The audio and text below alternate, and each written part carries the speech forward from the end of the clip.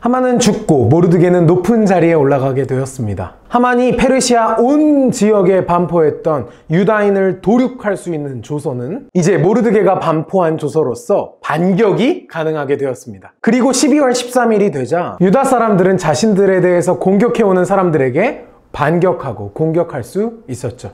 유다 사람들은 자신들을 공격한 원수들을 모두 이기고 완전한 승리를 쟁취했습니다. 모르드게가 이 모든 일들을 기록했고 승리의 이날을 명절로 지키기로 했죠. 여러분 그거 기억하시죠? 하만이 유다 사람들을 죽일 날을 정하기 위해서 주사위를 굴렸다고 했잖아요.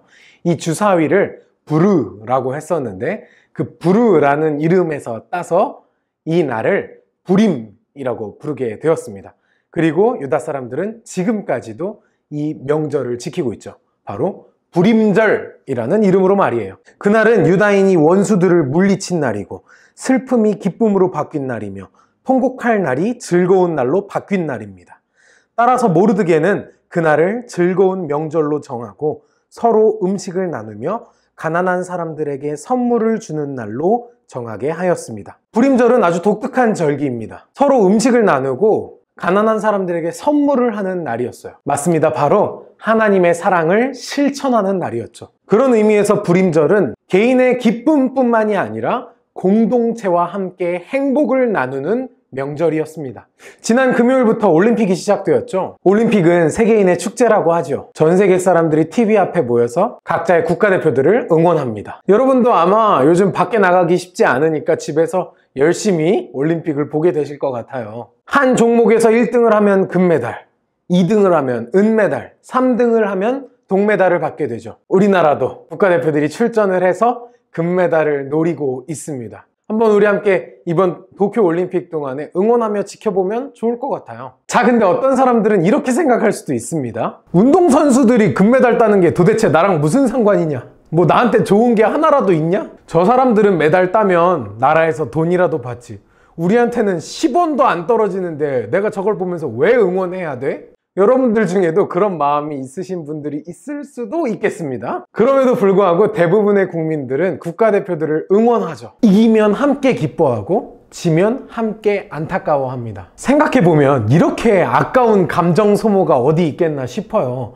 괜히 내가 모르는 사람들한테 내 기쁨을 줘야 하고 내 안타까움을 줘야 하니까요. 차라리 그거 볼 시간에 너를 위한 일, 다른 일을 해라 라고 말할 수도 있겠지만 그렇지가 않죠. 그러기가 쉽지 않습니다. 국가대표 경기를 하게 되면 우리가 손에 땀을 쥐고 집중하고 응원하게 됩니다. 나도 모르게 감정이입을 하게 됩니다. 왜 우리는 감정이입을 합니까? 왜 우리는 한 번도 만나본 적도 없는 생판 모르는 국가대표들을 응원하나요? 그건 바로 그들이 국가대표니까요. 오늘 우리는 이 대표에 대한 이야기를 해보려고 합니다. 대표는 자신이 속한 공동체 전체를 대신하는 사람을 말하죠. 우리나라 국가대표들을 항상 말할 때 함께 등장하는 단어들이 있죠. 태극전사 혹은 태극마크, 이런 말들 여러분 들어보셨죠? 그렇습니다. 국가대표들은 자신이 속한 국가의 국기를 자신의 유니폼에 붙이고 경기를 하죠. 그게 무슨 뜻이겠습니까? 그 국가의 대표라는 겁니다. 그 국가에서 제일 잘하는 사람, 우리가 믿을 만한 사람을 대표로 뽑아서 보냈다는 겁니다. 대신해서 보냈다는 거예요. 그렇기 때문에 국가 대표의 승리는 곧 국가의 승리가 됩니다. 그거 아시죠? 금메달을 따면 단상 위에 올라가서 그 금메달을 딴 나라의 국가가 울려 퍼지면서 국기가 하늘로 올라갑니다. 그 경기를 이긴 사람의 얼굴, 프로필 사진을 띄워가지고 프로필 사진이 하늘 위로 올라가는 게 아니라 국가의 국기가 올라갑니다. 태극전사가 금메달을 따면 태극기가 맨 위로 올라가면서 애국가가 울려 퍼지겠죠. 그렇습니다. 국가대표의 승리는 곧 국가의 승리입니다. 그리고 그 국가에 속한 모든 사람들의 승리이기도 하죠. 그렇기 때문에 우리가 국가대표를 응원하는 마음이 자연스럽게 생기는 겁니다. 모르드게와 에스더가 하만을 상대로 거둔 승리는 그냥 그저 모르드게와 에스더의 승리로 끝나지 않았습니다. 지난주 말씀에서 나눴던 것처럼 더 큰 법, 새로운 법이 나타나서 유다 백성 전체의 승리가 되었습니다. 그리고 그 승리의 기쁨 또한 에스더와 모르드게만의 것이 아니었습니다. 그 승리의 기쁨이 온 유다 백성에게로 흩어졌습니다. 그리고 오늘 말씀처럼 9장 22절 아까 우리가 읽었던 말씀처럼 서로 음식을 나누고 가난한 자들에게 선물을 주며 승리의 기쁨을 확장시키고 흘려보냈습니다. 그렇다면 우리 지난주에 나눴던 이야기 기억하시나요? 에스더에 기록된 이야기가 아주 먼 옛날의 이야기가 아니라 바로 오늘 우리들의 이야기라고 이야기 나누지 않았습니까? 로마서 8장 2절 말씀. 이는 그리스도 예수 안에 있는 생명의 성령의 법이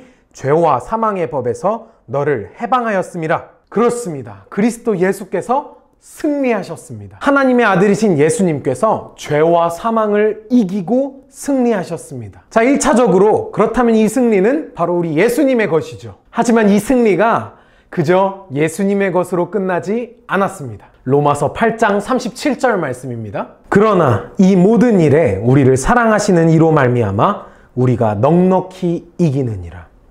할렐루야! 예수님은 우리를 대표하여 승리하셨습니다. 예수님의 승리가 곧 우리의 승리가 되었습니다. 우리는 원래 죄와 사망의 법에 속한 자들이었으나 이제는 생명의 성령의 법에 속하게 되었습니다. 하나님 나라의 국가대표이신 예수님께서 승리하셨습니다. 그리고 그 승리가 곧 하나님 나라의 백성인 우리들의 승리가 된 것입니다. 할렐루야!